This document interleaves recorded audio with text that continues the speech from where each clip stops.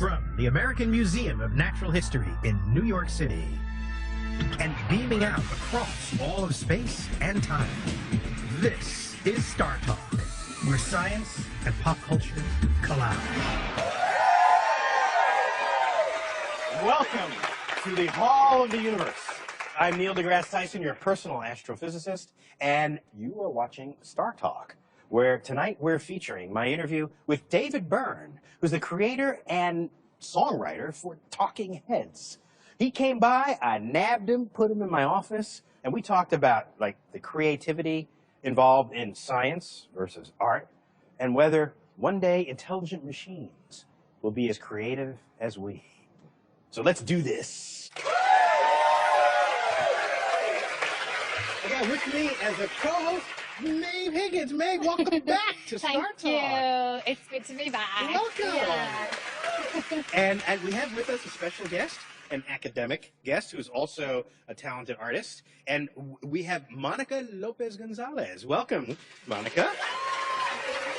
She's on the visiting faculty at Johns Hopkins University in cognitive neuroscience. Very cool. So we're featuring my interview with David Byrne, a hugely creative person. And he was he was like the front man of the Talking Heads. And they sort of pioneered the video music revolution back in the early 80s. And from my notes on him, Talking Heads stopped in like 1991, but he's been continually busy since then. And he's been a deep thinker about music, about art, about creativity, about philosophy. And our conversations basically went everywhere. I had to keep like reining it in. It's funny that your conversations went everywhere with him because like when that happens with me and my friends, it's just more like, do you like guacamole spicy or medium? But I know that's not what you mean with David Byrne. But you would count that as a conversation going everywhere. Yeah, I'd be like, oh, let me think. Whoa, I can't decide. Oh, you really challenged me intellectually. So I can imagine you two. Jeepers. So what I wanted to know, which I ask really all of my guests when they first walk into my office, especially if they're drawn from some very visible swath of pop culture, I just like knowing what kind of math background did they have? Did they have a science teacher that they liked? Is there some story they could share with us about that experience? And did that experience somehow influence their career path? And so let's check it out. There was a math teacher who taught math using Alice in Wonderland, which was a lot of symbolic logic. And Charles Dodgson was himself a mathematician. Yes, and that was his specialty, symbolic logic. If this says this, then this means this, but then does that mean that? Not necessarily. Not necessarily, yes. Well, that's quite creative. I love that. How many people in this universe get to say, I had this wonderful math teacher? This is rare. This is rare. Well, it is rare, and it shouldn't be rare. It shouldn't be rare. It shouldn't be rare. But I'm telling you, it was the first time I ever heard that. It's fascinating stuff. The next year, I had, a terrible math teacher, and my grades went straight down. Mm-hmm. And it just shows how much a teacher means. Maybe if I was somebody else, I could have just pushed through there and go, come on, I'm interested in it. But when I finished high school, I think it was a coin flip. I was either going to go to science, engineering, all that, or an art school. And it was kind of a coin flip, and I went and looked, and then I thought, art school is more fun, at least in the first part of the ramp. And it looked like the science and engineering was a lot of hard work, and then you get to actually exercise your imagination. To me, there seemed to be no difference in the kind of the creativity and imagination that goes into either of those areas. I thought they're equivalent. So let me ask you, Monica, would you agree that creativity in the sciences, math and science, versus the arts is equivalent? Because that's a big position he's taking here. And you study the stuff. Oh, yeah. No, I don't make a difference between the two. So you agree? Completely. Completely? 1,00000%. Not 100%. 1,000. 1,000%. Do you know that percent means... No, maybe you should... The math thing. Wrong. Okay, let's leave off the math part of that. But I was so interested in what he was saying about the Alice in Wonderland, like the symbolism in Alice in Wonderland and...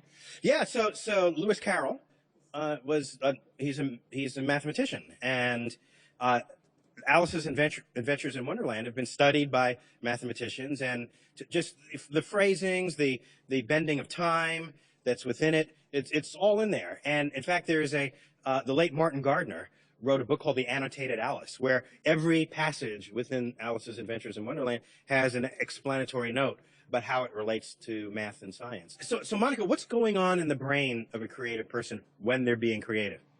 Well, so what's interesting is that creativity, I mean, is a whole brain process. And Does that mean you use all parts of your brain? yeah, of Okay. course.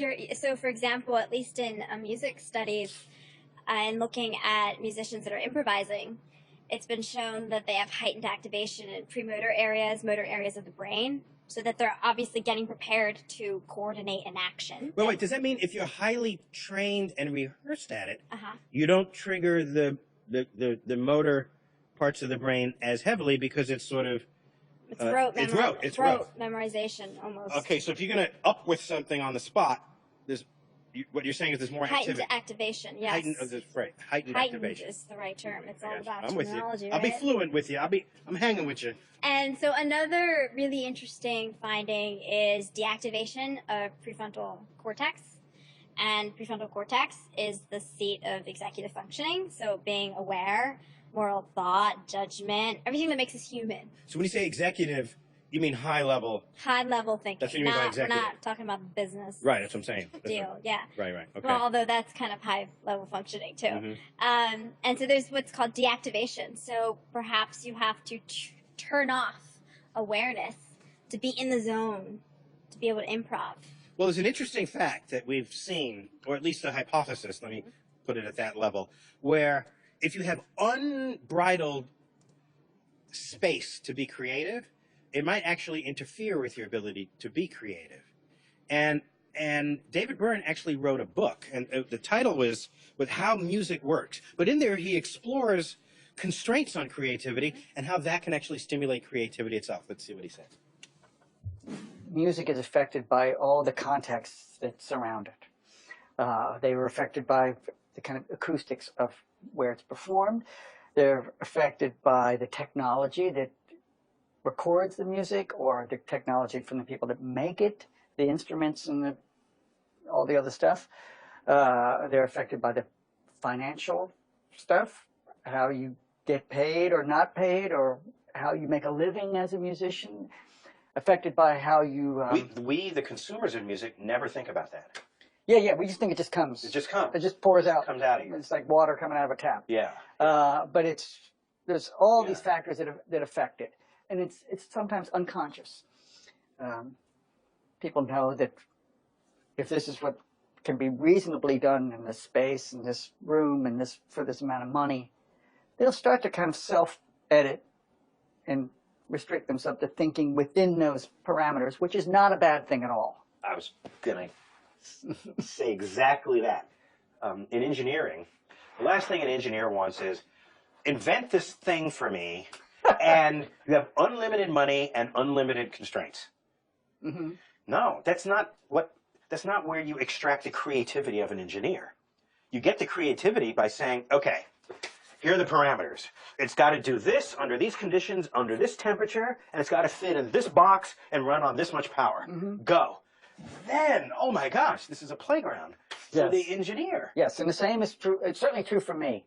So the constraints are not really constraints. They are No, they're liberating. liberating. They allow you to kind of, okay, the clearer I know what is the box that I need to work within, the happier I am. Then I can, it eliminates the infinite number of choices and whatever. I would just That's be what it lost in is. there.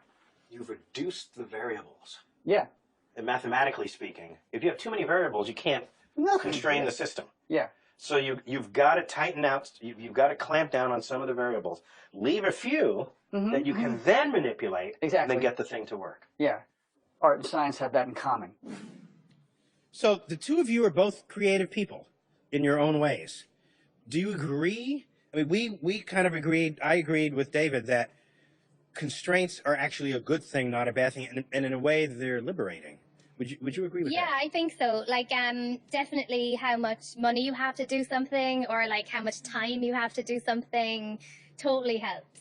Like if you're just like, I'm going to sit down, I'm going to write a book about whatever, you'll just be there. Well, when we come back on Star Talk, we will pick up my interview with David Byrne, and we'll talk about experimentation. Of course, we do that in science, but apparently it's also a fundamental part of art. When we return.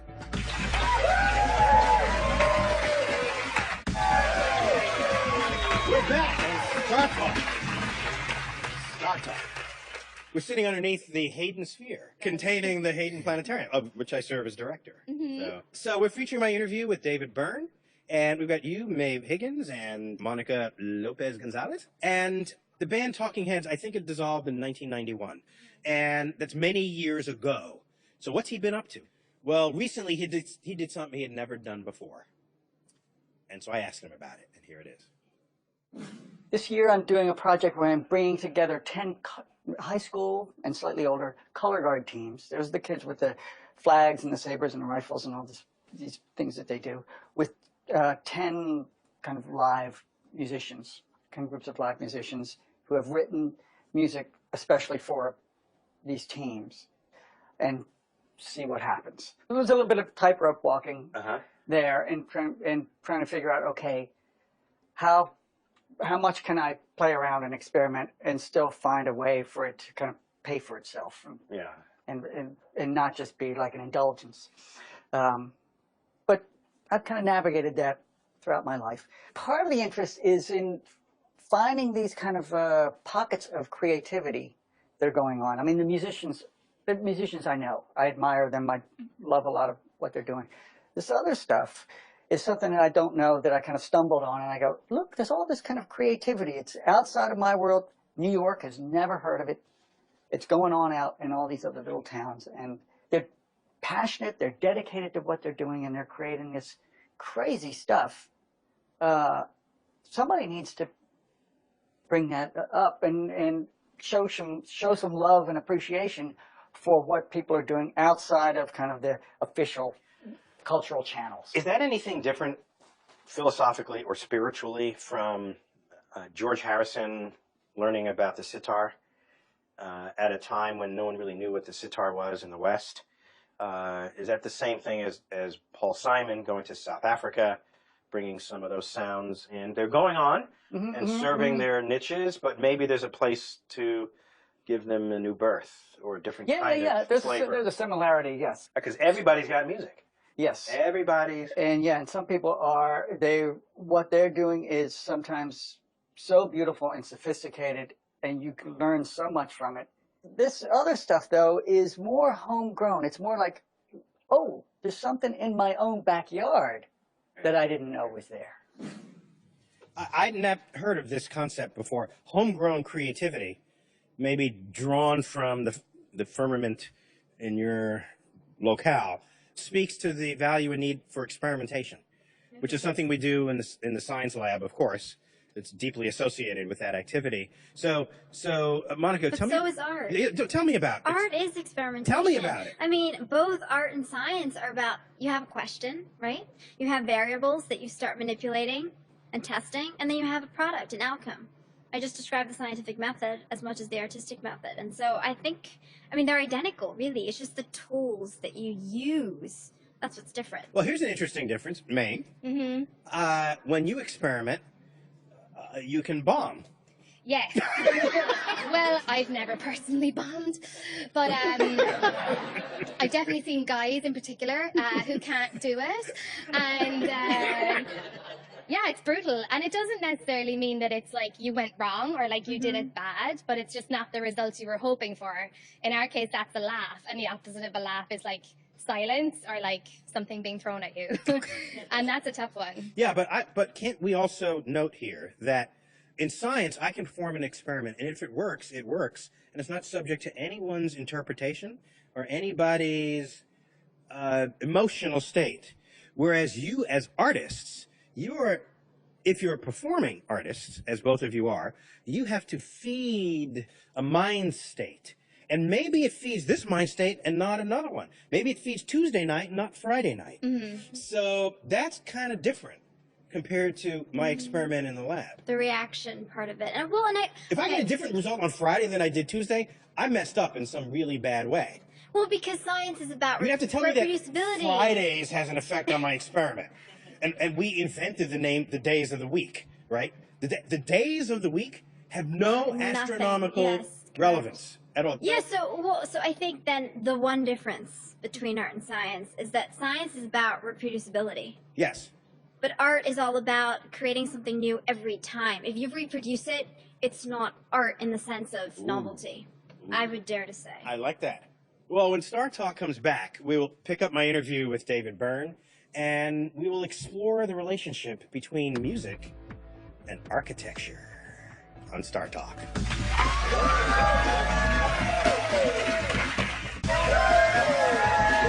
Star Talk.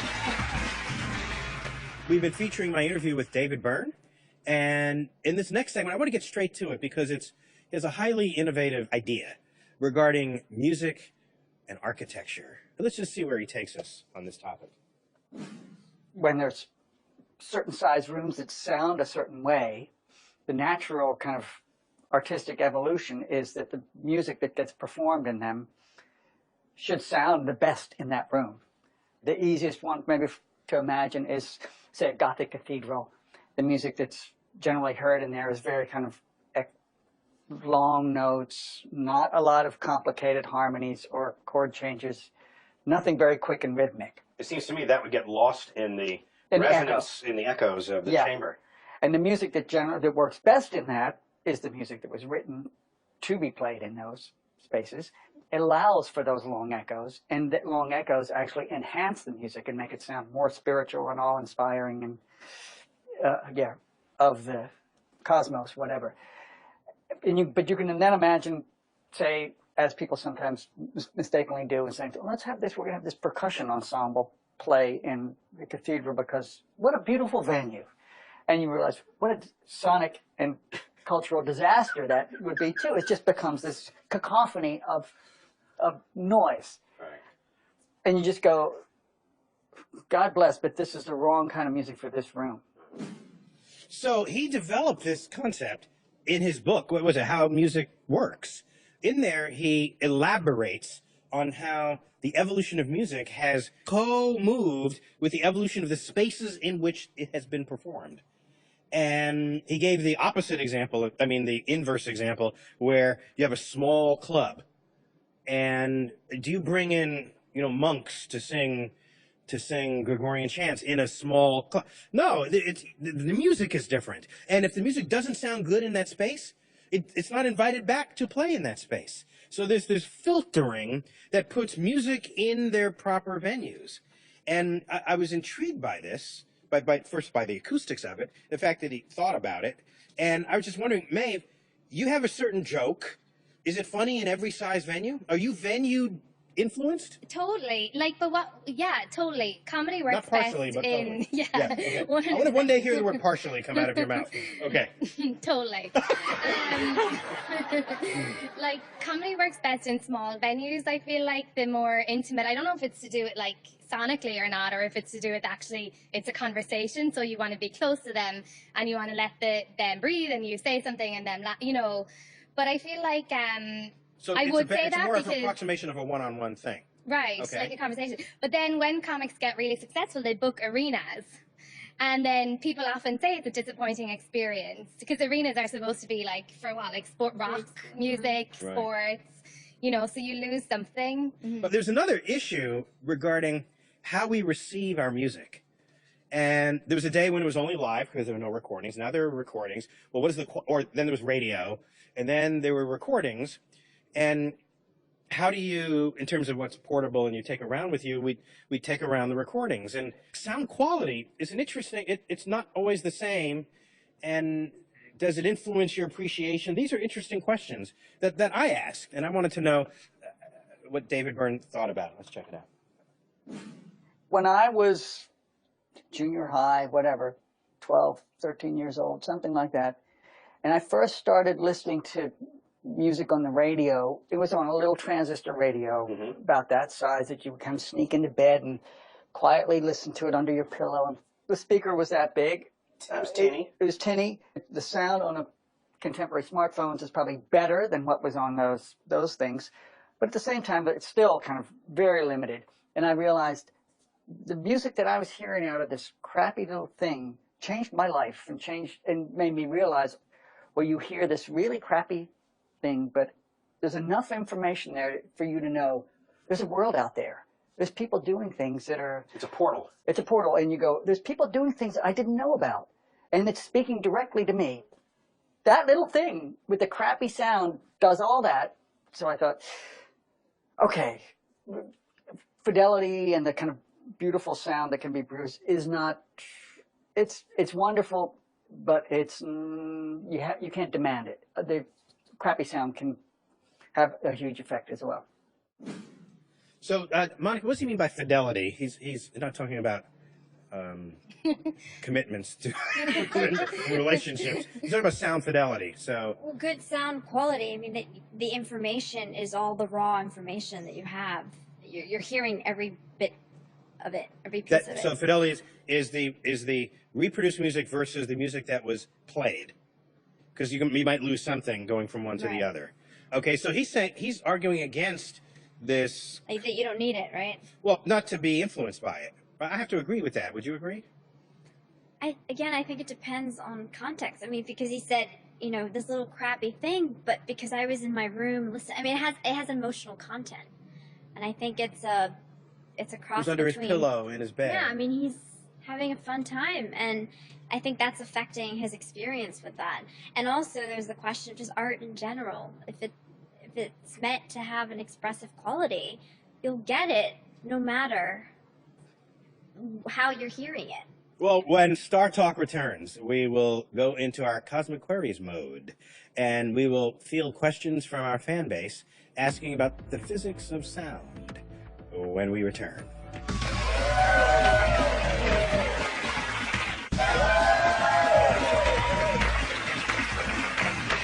We're back on Star Talk, and I've got Maeve Higgins. I've got Monica Lopez Gonzalez. And as you know, we've been featuring my interview with David Byrne. But right now we're going to take a break from that, and we're going to go to Cosmic Queries. Cosmic Queries? Cosmic Queries. So, Maeve, you have collected questions from the Star Talk fan base. I've not seen the questions before. Nope. The point here is not to stump me. I mean, if I don't have the answer, I'll just say I don't have the answer. Okay. But it's more fun if I hear it now for the first time. Yeah. Which is what you're about to do. Yeah. It's the physics of sound. Okay, let's Ready? go for it. This is from Derek Azuik Chia from Anchorage. How would voices and sounds in general change from world to world? For instance, do sounds change in pitch and frequency on Mars or Titan? And if so, in what ways? Yeah, that's a great question. So the frequency with which your vocal cords vibrate depends on the density of the air in which they're embedded. Mm-hmm. And so if you breathe helium, which is very low density air, the frequency of your vocal cords rises, and you sound like Mickey Mouse. And so what about Mars? So there are other places where if the air is denser, then you'll sound like this. You can get a person with a high-pitched voice, and they'll sound like the Munchkins in The Wizard of Oz. Like someone had really deep voices, deep, gravelly voices. So you have that kind of... So yes. I we don't think much about that because normally we're breathing the air we provide ourselves. Mm-hmm. You're not going to say, yeah, let's just breathe Martian air. No, because you're not going to be worried about what your voice sounds like while you're gasping for oxygen. Yeah. Right. So it's a sexy to you. So it's just not practical to test. So yes, you will sound completely different on different planets. It's a great question. Okay. Great question. All right, another question. Michael Bruce from Mountain View in California. Is it a myth that opera singers can shatter glass by singing high enough? I've not seen it done, but I don't see why it wouldn't be possible. Because there's certain frequencies that are called resonant frequencies in other objects. And have you ever done this? Go up to a maybe not. I've done it. You go up to a tree that's way thicker than anything you would think of toppling. Okay? Yeah. And then you just start pushing it. All right? If there is a rhythm with which you can push a tree that pumps the tree in exactly the motion that you had originally set it to do. It's the same thing as pumping when you're on a swing. It's how you can just put yourself into motion without touching anything. You sort of swing your legs right at the right moment. That will add to that motion. Then you tuck your legs back right at the right moment. So you can do this to a tree, and you will hit a resonant frequency of the tree, and if you do this enough, you can actually snap a tree in half. And so... Did you say you tried that? Yeah. Oh, yeah. I do it all the time. It's fun. No, I don't do it to the point where I kill the tree. Yeah, but you get it's fun to just watch this pumping. It's literally, in physics we call it pumping. You're pumping a system in a resonant frequency of the system itself. The system wants to sway at that rate. Now, if you pump it in exactly that way, all that energy stays there. And then the tree starts blowing it, waving in the breeze, and it's a sense of power over nature. And I did this, I'd still do it today. So somebody's vocal cord, somebody's voice. Right. So you get an object that has a resonant frequency that can be, that a human voice can reach at a high enough volume, and then it'll start vibrating. Okay? If it's at the resonant frequency, and if you can vibrate it with enough energy at that frequency, the glass is not going to be able to stay with you, and you'll just crack it. Cool. Yeah. So yes. It's possible. Oh yeah. Yeah. Yeah. We need to demo it. I kind of want to see it. So we've been discussing creativity, how it manifests in art and science, and I had an hypothesis that creativity in science is fundamentally different from creativity in art. Now, you'd probably disagree, as did David Byrne. But why don't you hear me propose it to him? You'll hear his reply, and I desperately am interested in how you react. Let's check it out. Einstein discovers relativity, and he's a brilliant genius and all the like. But none of us would ever say that without him, relativity would never be discovered. Somebody would discover it later, or some combination of people, it would come out of, it would rise up. Whereas if Beethoven never composed his Ninth Symphony, nobody is. Ever. So the work of art is singular in space and in time. Whereas the work of the scientist, it may be a little ahead of its time, but its time will always come.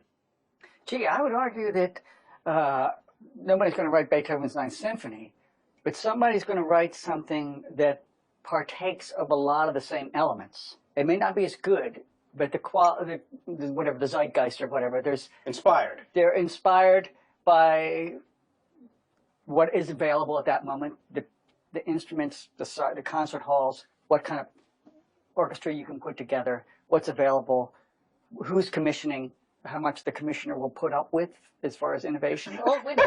All those factors, I think, will allow something to emerge that is maybe not as good, certainly not the same, but in the same universe, as opposed to, it's not going to, what I'm saying is, it's not going to sound like Bach. It's going to sound more closer to Beethoven. This is just me saying, and that at any moment, I would think, and I could be completely wrong, that when there's a Beethoven, there are lesser Beethovens, kind of orbiting around, sometimes much lesser, and that we will never ever care about. Some have chaotic orbits. Yeah, whatever, and that the zeitgeist says that, yeah, I'm really suspicious of the kind of singularity idea that there's whatever the great man theory of history or whatever that might be, or the arts, where I do feel like there are certain people where lots of the factors come into focus, and that person just the benefit of buoyant forces. Yes, they kind of buoy to the top and shoot up like a fountain. So he's thinking there's a universe in which Beethoven creates, and others are in that universe, so we don't have to think about whether someone will create that exact symphony. And I was just saying, people praise that symphony, and people praise relativity. But without that symphony, there is no symphony for people to praise. But without relativity of Einstein, somebody would have come up with it later. That's all I was trying to say there. So, Monica. I think what science is looking for sort of absolutes, ideas, concepts that are independent of us. Yes, independent of our own creativity. While the Beethoven example, or the Bach, or whoever it is exists only within us. Yeah, it's totally personal, but it's also dependent on society and culture, your environment, context again. Yeah. So, I mean, there's a Bach, and there can only be a Bach, but that doesn't mean that other individuals who are around at his time would be influenced by similar factors. But because each person is unique with different experiences, they will use all of that in different ways. So when Star Talk returns, we're going to talk about artificial intelligence as a source of creativity, possibly supplanting the greatest creativity we've ever expressed as humans. When we return.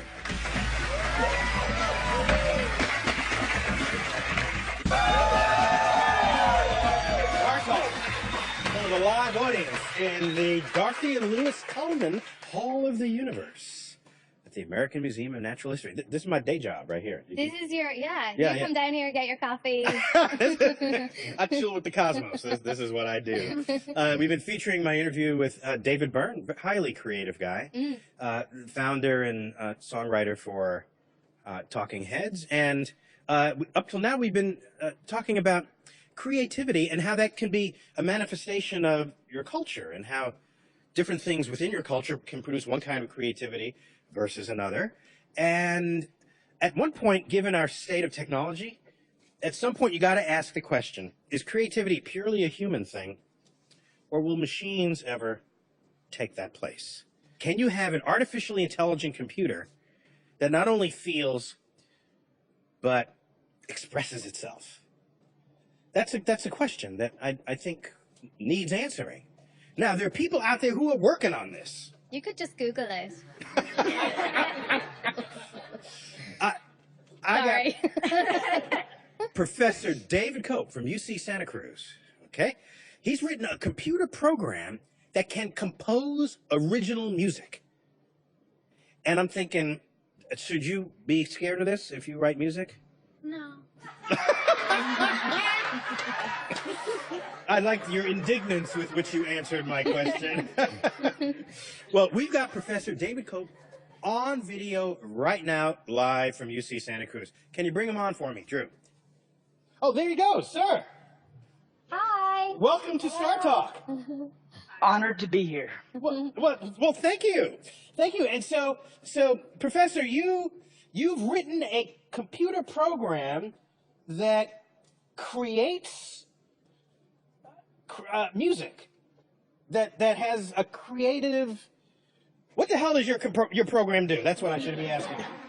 Well, I've written more than one program, but the first program that brought a lot of notoriety was written in about 1980, and it's a program called Experiments in Musical Intelligence, and it fundamentally is a program that takes a database of music by typically a classical composer, because they're dead and because they can't sue me for imitating their style. It takes a large body of that music and analyzes that music and fundamentally tries to create a new composition in the style of that music, but essentially not replicating any of the pieces that are in the database. So I'm told you actually have a clip you can share with us? Yes, I do. It is it's a part of one of the movements of a work not written by Vivaldi, but hopefully in Vivaldi's style, called the Zodiac. Okay, Drew, let's do it.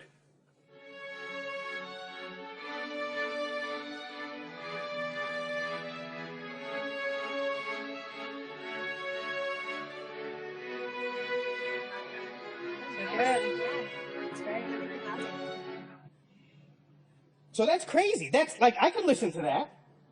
I hope so. I could listen to that all day. Me too.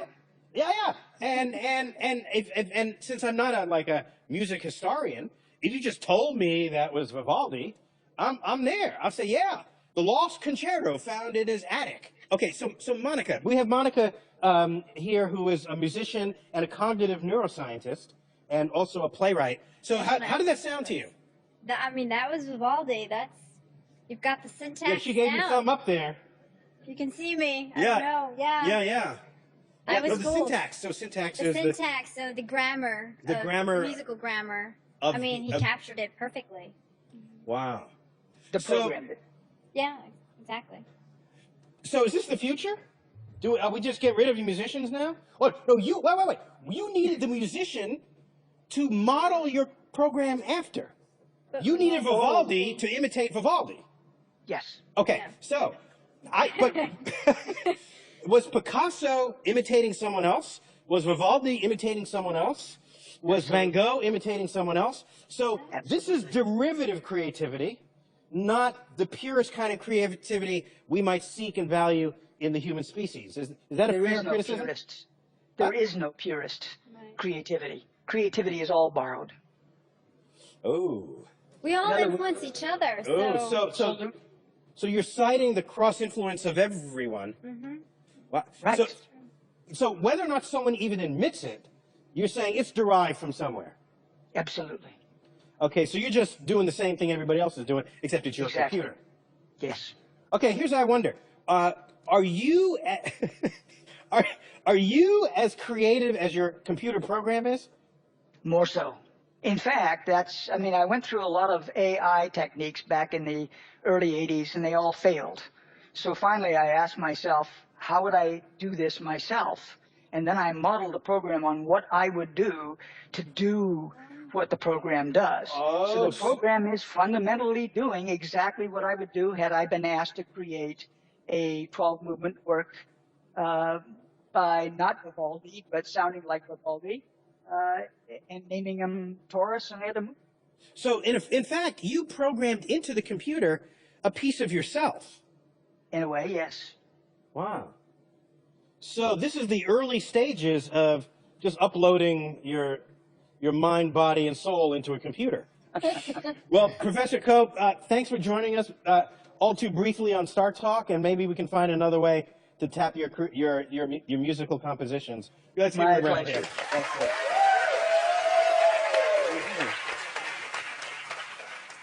So, coming up, Bill Nye explains the science of creativity on Star Talk.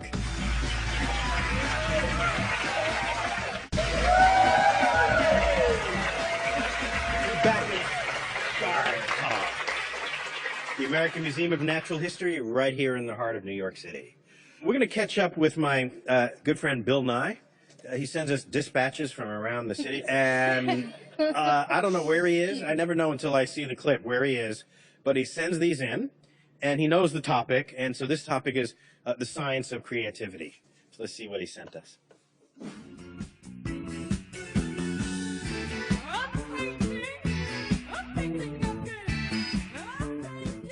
Creativity is important to us humans. I mean, just think about it. That's where music comes from. I mean, how do you do it? You come up with a new melody and new lyrics for that new melody? That's complicated. When it comes out of nowhere, that's creativity. And I think creativity is very important to human survival. I mean, imagine being out there on the savannah, getting confronted with a hungry lion. You got to come up with an escape route. You got to be creative right now. Of course, we all know people who have no creativity whatsoever. And those people end up in management. But for the rest of us, creativity is where all this came from. I mean, I'm sure it started out in ancient times with vocalizations. Somebody in the tribe would go, ah, and then someone else in the tribe would go, ah, and that led somewhere. That led to a melody, and then eventually vocalizations that were standardized and everybody could understand them. And the tribe celebrated that and elevated those people to the point where if people like your melodies and vocalizations enough, they print it on a vinyl record and put it up for sale in a store like this. Even those of us who think we have no musical ability at all, we love to sing because creativity just brings that out in us. When you're being creative, you want to tell the world. I'm creative. I'm singing. I'm creative. I'm singing. I'm creative. I'm a sex machine. I'm creative. I'm singing. I'm singing.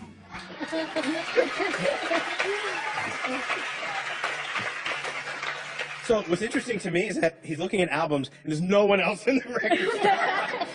They all have iPods, right? Where did you find a record store? I haven't seen a record store in 30 years. You know, there's a big issue probably in other places in the world, but we feel it a lot here in the States. The funding for arts education is always under stress. And the school boards are wondering, do we cut the art? Do we keep the science? And there's tension. We know this. And I brought that up with David Byrne, and he had strong views on that as well. Let's check it out. In order to really succeed in whatever, math and the sciences and engineering like that, you have to be able to think outside of the box, and you have to be creative problem solving.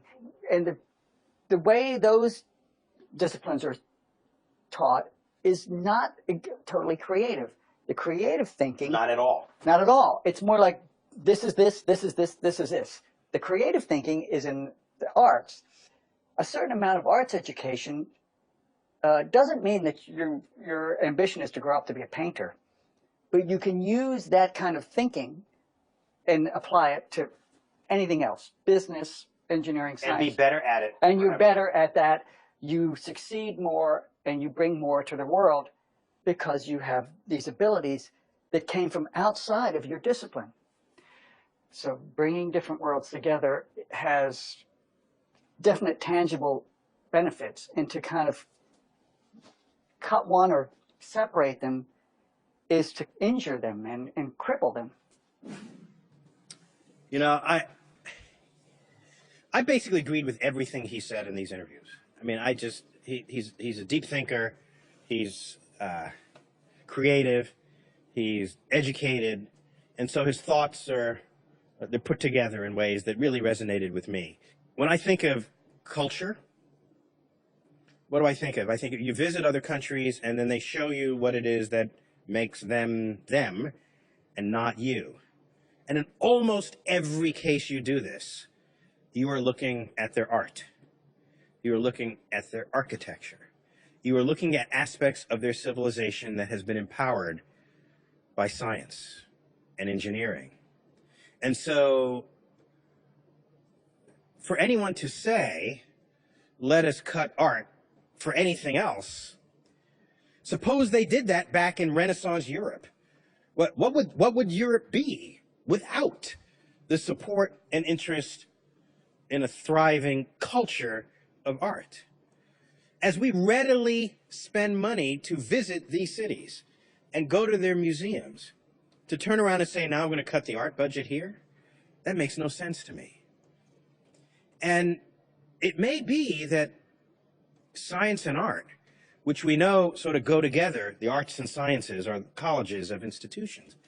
It may be that art and science thought of in that way are the only true things that we create that last beyond ourselves. Everything else comes and goes. The leaders, the politics, the economies. So am I biased? I don't know. But what I do know is if there is a country without art, that's not a country I want to live in. If there's a country without science, you're living in a cave. We measure the success of a civilization by how well they treat their creative people. And I'm just fortunate as host of Star Talk to have two creative people here for this show. So thank you, Maeve. Thank you, Monica. Thank you, David Byrne, for showing up in my office for that interview. You've been watching Star Talk from the American Museum of Natural History. I've been your host, Neil deGrasse Tyson, your personal astrophysicist. And as always, I bid you to keep looking up.